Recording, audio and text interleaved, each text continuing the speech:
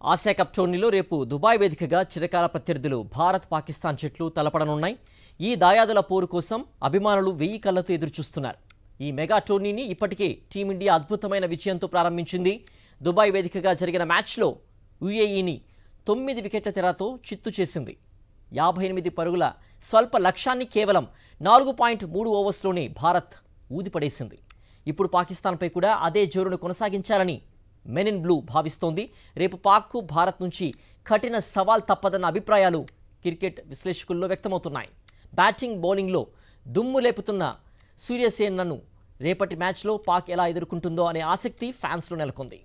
Asia cup టోర్నీలో రేపు Dubai వేదికగా చిరకాల ప్రత్యర్థులు భారత్ పాకిస్తాన్ జట్లు తలపడనున్నాయి. ఈ దాయాదుల పోరు కోసం అభిమానులు 1000 కళ్లతో ఎదురుచూస్తున్నారు.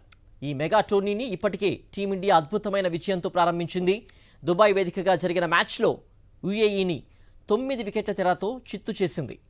58 పరుగుల స్వల్ప లక్ష్యాన్ని కేవలం 4.3 ఓవర్స్లోనే భారత్ ఊదిపడేసింది.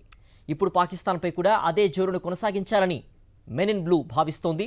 రేపు పాక్కు భారత్ నుంచి కఠిన సవాల్ తప్పదన్న అభిప్రాయాలు క్రికెట్ విశ్లేషకుల్లో వ్యక్తమవుతున్నాయి. బ్యాటింగ్ బౌలింగ్లో దుమ్ము లేపుతున్న సూర్యసేనను రేపటి మ్యాచ్లో పాక్ ఎలా ఎదుర్కొంటుందో అనే ఆసక్తి ఫ్యాన్స్లో నెలకొంది.